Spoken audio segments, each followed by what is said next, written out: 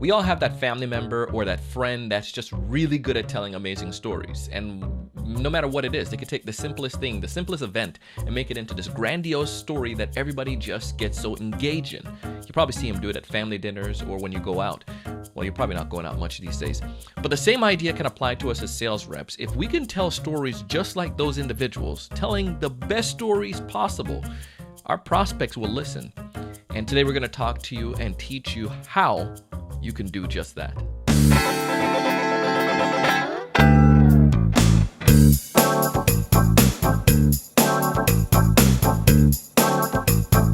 Hey everyone, welcome to another great episode of the Sales Evangelist Podcast.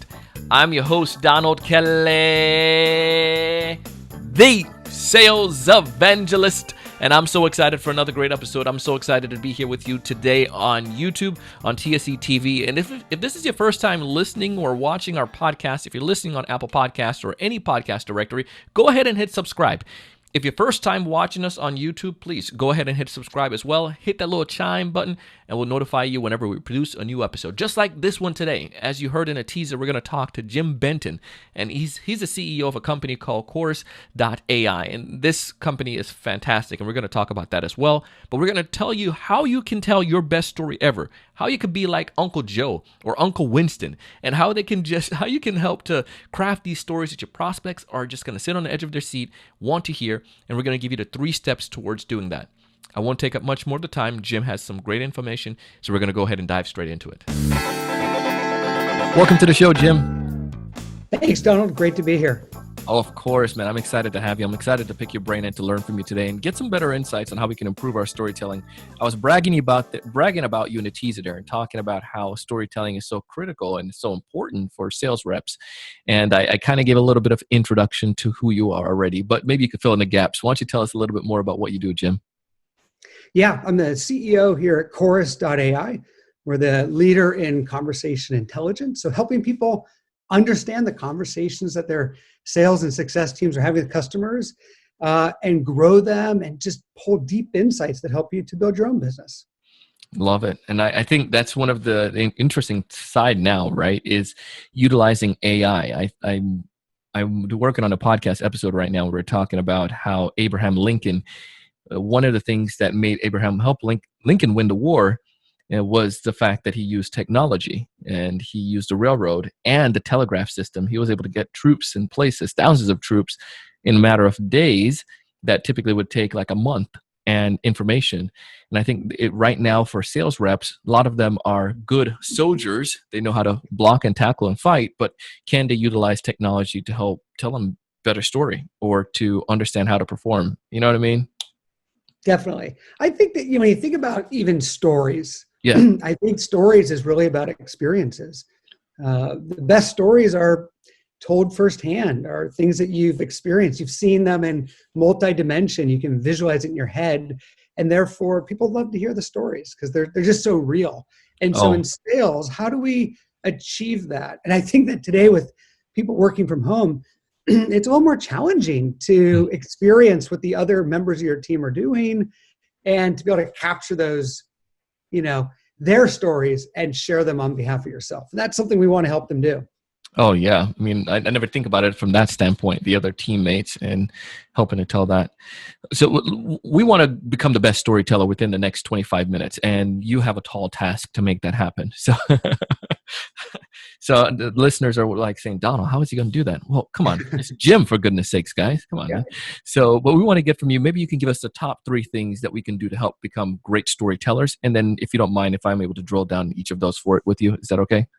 Absolutely. Let's do it. Yeah. So fire those off. What would you say the top 3 things that we need to know or do in order to become great storytellers? And then let's dive into each of them. I think the first would be authentic. You need to be comfortable. You need to be telling a story that you understand, that you can connect with, and just really showing up and being real, I think is so important for people to want to engage with you if you're telling that story. Okay. I think the second one is that you have experience. Like you are bringing a story that is coming from firsthand. Now, firsthand could be your own story, or you've watched, you've engaged, you've seen in a more 3-dimensional way others that have gone through an experience, and you can retell their story as if you were there. And the third is, I do think having data, having ways to validate and kind of anchor and make sure that we understand the outcomes, and that there's rigor behind that, always helps in terms of kind of connecting a story with, what does this actually mean for you? So let's talk about being authentic. How can that be?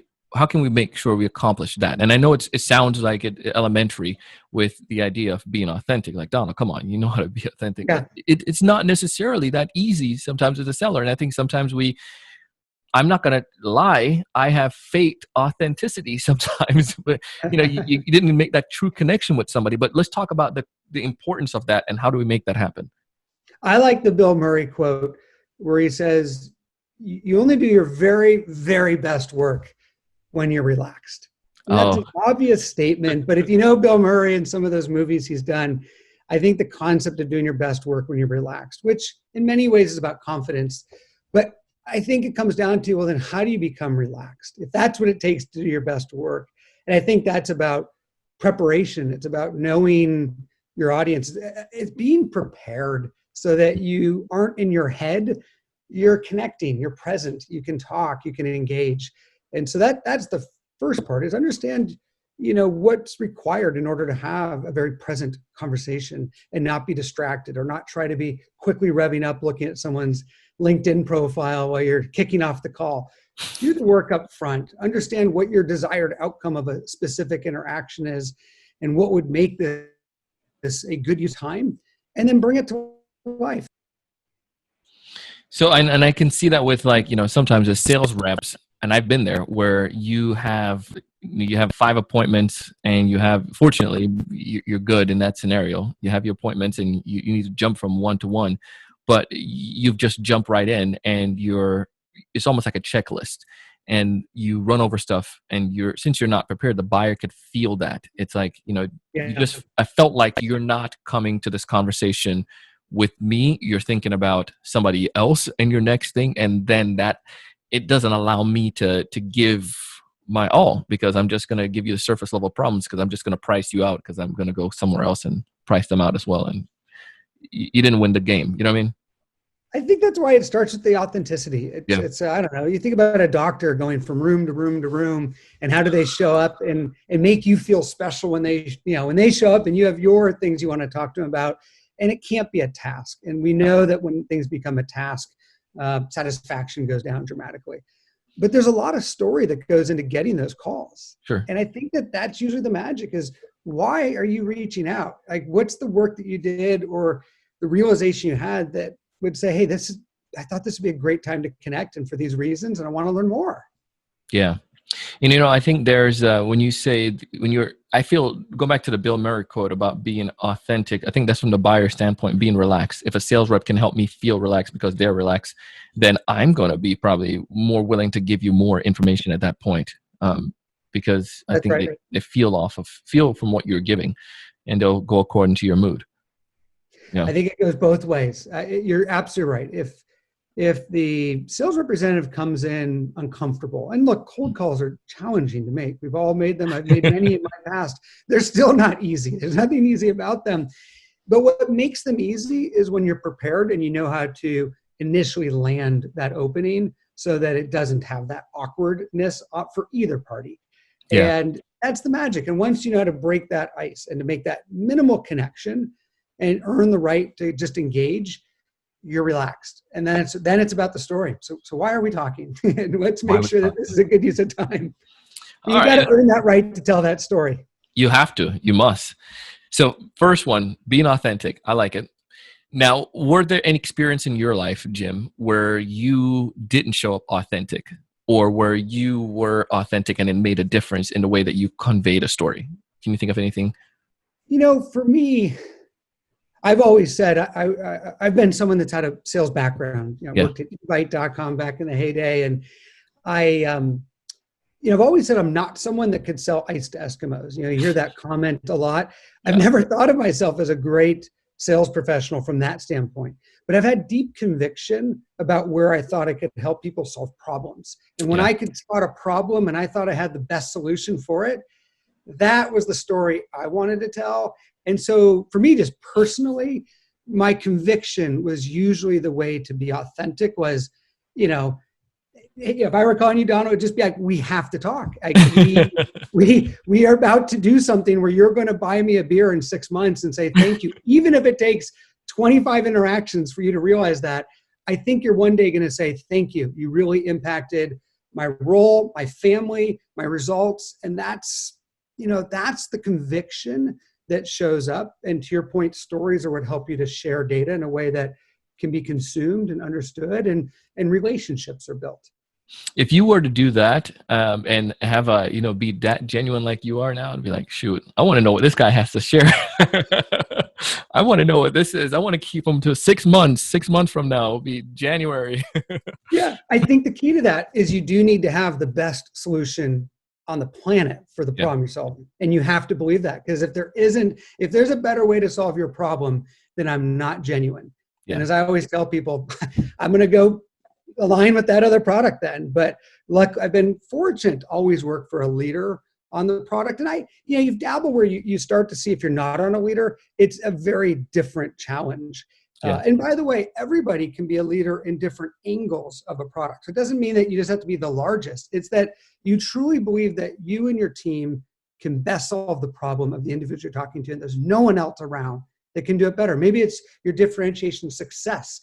Maybe it's a certain features and differentiation in the product. Maybe it's your pricing. Whatever it is, you are the best person to solve it, and therefore you can't go away after a couple of calls where they say, "Don't call me." It's like, hang on, let's try this a little more. I know this is true. Yeah. All right, cool. All right, so let's talk about the experience. We know being authentic now. We got that part down. I want to know experiences. How can experiences help me with my storytelling to become the best storyteller possible? Break that down for me. Well, I think experiences also tie into the authenticity. You've seen it all. You've seen the good, the bad.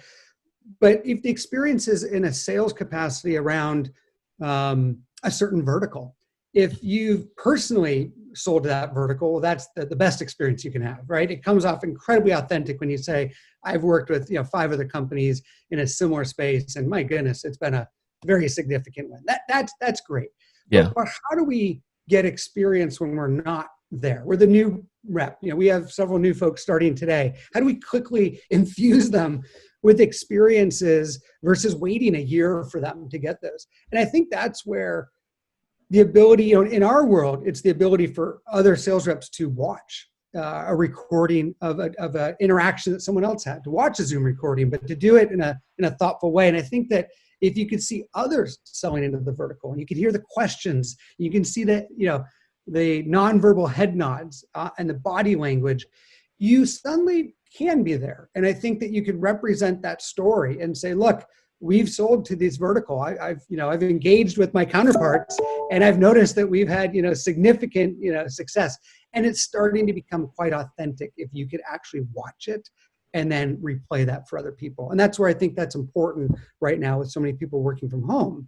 How do we make sure that they can, sit next to their peers the way they used to, and sort of pick up the other storylines that are happening?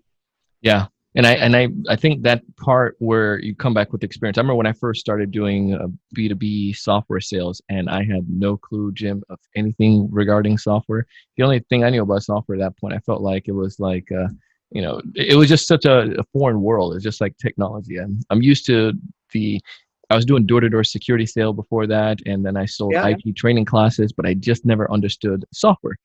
So now going into that side of the house and selling that thing, I didn't have the stories. And what you said about the new reps, being able to listen to the experiences of more senior reps or people on my team that were doing it and their experience, when I was able to bring that helped to to a huge degree. But then it took it to another stratosphere once I was able to do this for 6 months. And then I was able to say, I know because we helped this city, just like your city, with similar thing. Or even just having the client's case studies. And that's one of the things you guys do a pretty good job with that, of course, with your, with being able to share case studies or share insights. And I love that. And I think that way it helps me as a buyer or somebody on the outside to say, okay, look and see what they're doing. I mean, they help this particular problem. I can relate to that. And then experience help to enrich that story because all you have to say, we had a client in a similar situation like you, and then now I'm like, okay, what did they do? Because that's the story pulling me in. He opened a story loop. That's right. A sales professional, instead of saying, look, let me ask the team if we've gone through that, Yeah. they can search and find a very specific integration or feature or objection. Listen to how the top performers have answered that in a way that has advanced a deal from a stage, low stage to high stage, because we're able to see the velocity of deal and say, let me listen to a few of those real quick. Now come back to you and have true firsthand experience in those. And I think that's what people want to hear, is that you have the confidence and that you actually understand the answers that you're bringing me. Yeah. No, 100%. Experience. I think that part is like whenever you're telling any story, if you can't come with, one, bring experience, and two, create an experience. If you can, I think there's two sides to the experience idea, right? If you can't create that experience for me, you alluded to this a little bit earlier. If your sales rep can't create that, then it's more like a transaction. And I don't care for a transaction. I care for people who can solve my problem. And if you can give me an experience, and I know this is going to be a multi-meeting sale, like, I'm going to meet with you for 3-4 times. I don't want to come to that meeting dreadingly. I want to come to that meeting. It's like, crap, Jim was funny and last time, and he gave so many insights. Like, I can't wait for what he has today for us. You know what I mean? I think that's right. I mean, trust is so important in relationships. I mean, it's the foundation of a relationship is trust. So how do we establish trust, especially right now? I think this is such an incredible topic that I hear from my peers in the work from home environment, is we have trust with people we knew that we've met before, but how do we establish new trust? And I think that stories are one way to help understand people and understand motivations and how they think about things. And because when people tell stories, they're relaxed. So you can just pick up more data. You feel like you're getting to know them and their point of view. But trust, I think, is incredibly important. Okay. So I'm a little bit more authentic now. I understand some experiences. I started looking at my stuff, some stuff my company has, like things my company have done for other people. And I'm building that trust factor with that. And I'm creating an experience for you in my conversation. Yeah.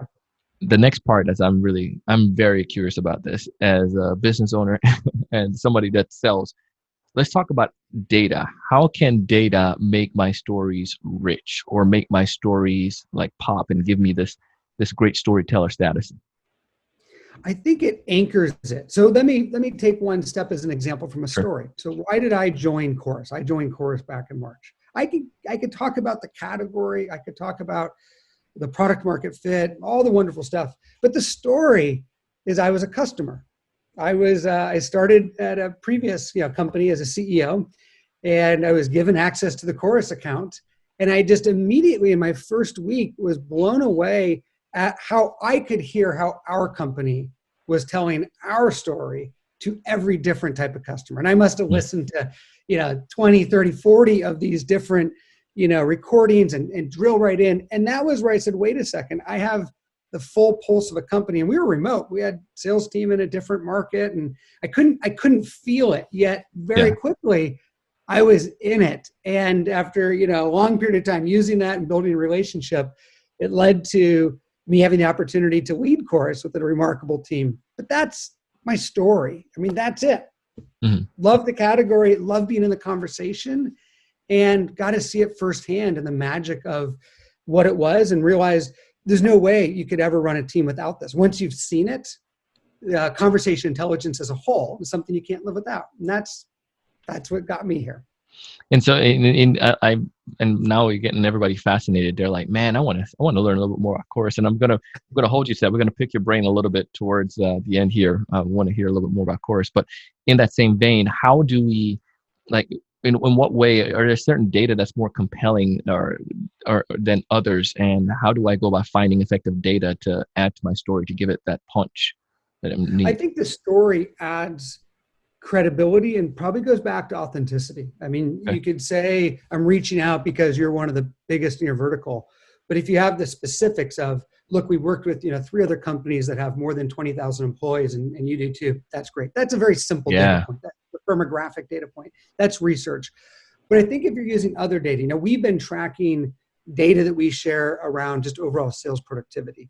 And one of the interesting stats that you'll hear in my calls internally is we've noticed a data point that there's a 92% increase in CFOs joining the buying side of sales calls since COVID, and work from home. What's that number? That's a 90? 92% increase in CFOs joining the calls. Wow. So pre work from home, pre-COVID, they weren't in the interactions, and now it's almost 2x more that they're joining the calls.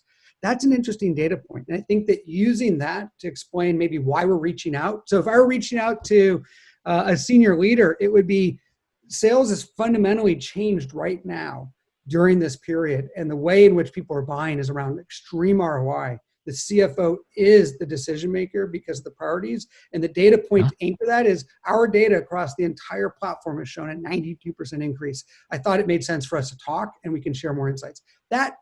That's the anchoring of a data point to really give that credibility that this makes sense. We should talk, actually. And you did bring in a story there because you just told me about something about COVID. And I think that's where some people get mixed up. They don't have to say, well, once upon a time. It's like, no, you just shared with me something that's happening in this, the data, the 92%. So now I'm intrigued. And now I'm like, okay, well, tell me more. And that's what if you can get somebody that's at point where they can say, tell me more.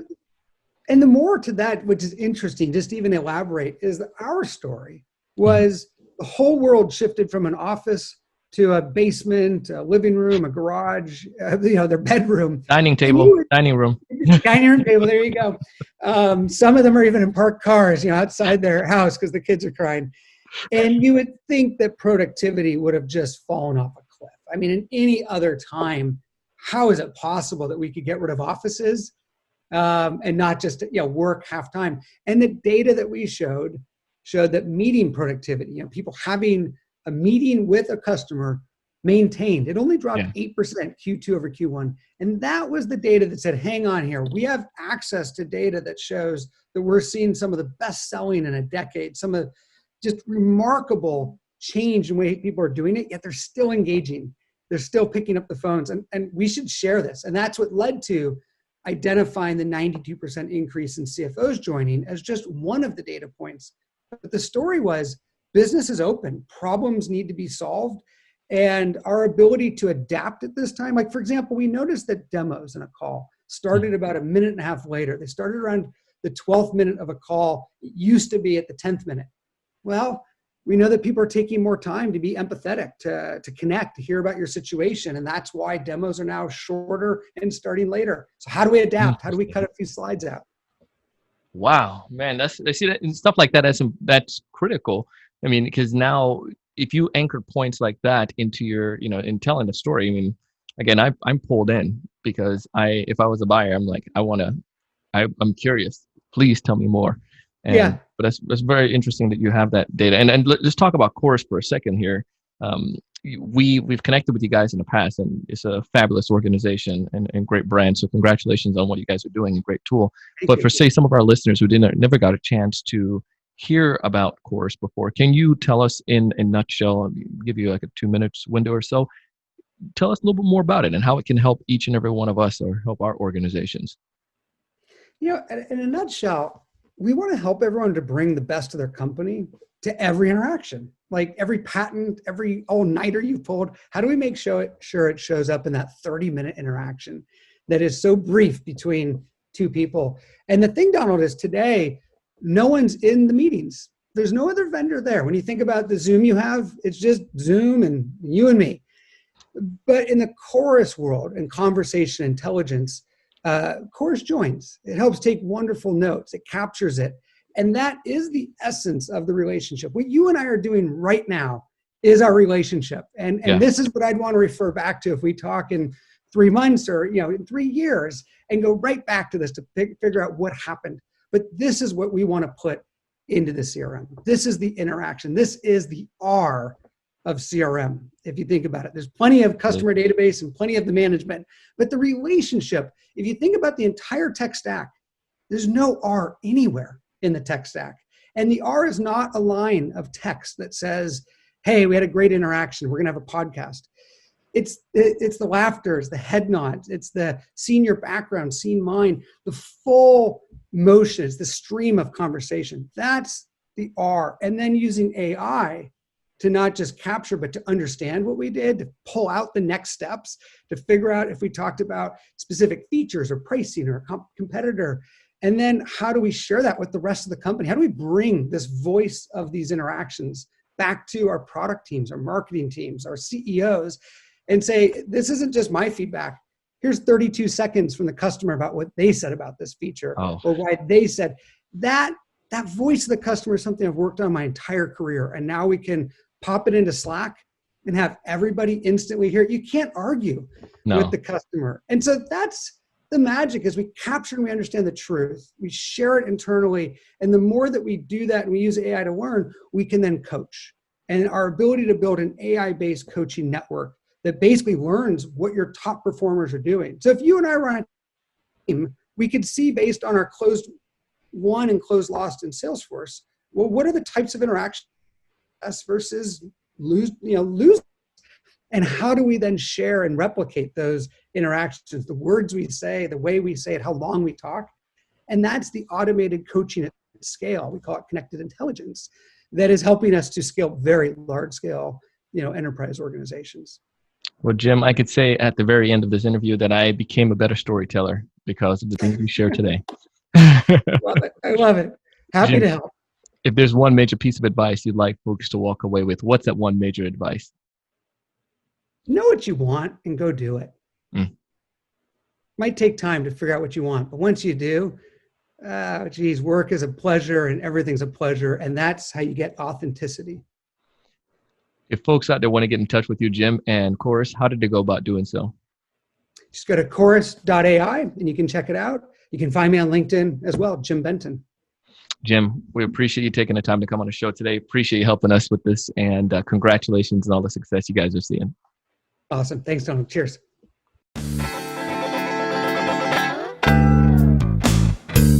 That was Jim Benton, and if you'd like to connect with him and learn about Chorus, simply go back to the show notes, or you can easily, if you're listening to this on Apple Podcasts or if you're listening on Spotify, just scroll down and you'll see all the information there. We have links back to Jim's LinkedIn profile as well as to his organization. Some of the great things that they're doing, you can find that out there. Also, you can find a recap of the episode, simple summary that we designed specifically for you, someone who's busy and on the go. And if you're watching this on YouTube, simply just scroll down as well. You'll see all the information there. It's all there for you. We're trying to help you, man. We're trying to give you the opportunity to succeed. And that's why I do this podcast. That's why I tell you about other shows like Interrupt. And that's why I give you tips and advice, because I've been in your shoes and I want you to succeed. I want to help you. I want you to find more of those ideal customers. I want you to know what to say when you actually connect with them. I want you to close more deals. But most importantly, I want to challenge you each and every single day to go out and do big things. Thanks so much for watching. Hey, thanks so much for taking the time to watch this video today. If you enjoyed the content, I ask you to go ahead and hit that like button, that thumbs up in the bottom right-hand corner. Also, to make sure to subscribe if you haven't done so already. This way, we'll keep you up to date with all the latest sales strategies, latest tools, and things that are going to help you to not only find more prospects, but to close more deals. Thanks so much.